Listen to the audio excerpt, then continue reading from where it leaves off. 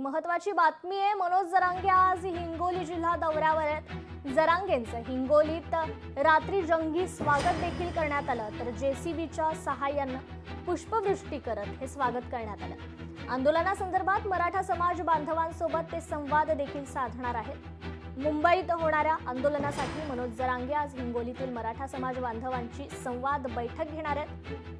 तर मनोज जरांगे पाटील यांचं हिंगोलीमध्ये रात्री आगमन झाल्यानंतर हिंगोलीकरांनी मनोज जरांगे पाटलांचं जंगी स्वागत केलं। शहरातील नांदेड नाका परिसरात जेसीबीच्या सहाय्याने पुष्पवृष्टी करण्यात आली।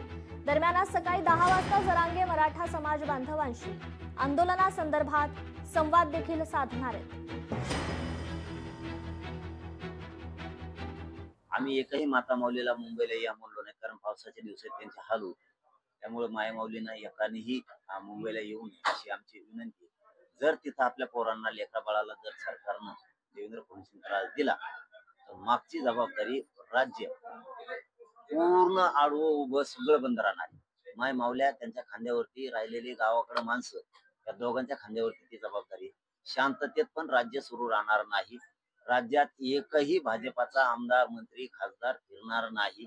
ही सगळी जबाबदारी माय माऊल्यांवरती आणि आमच्या गावाकडे राहिलेल्या लोकांवरती, कारण त्यांचे लेकरं मुंबईला गेलेले आणि मुंबईत जर त्यांना त्रास दिला तर गावात राहिलेली आमची आई माऊली मायबाप मराठा शांत बसणार नाहीये, हे सुद्धा देवेंद्र फडणवीस लक्षात ठेवायचं।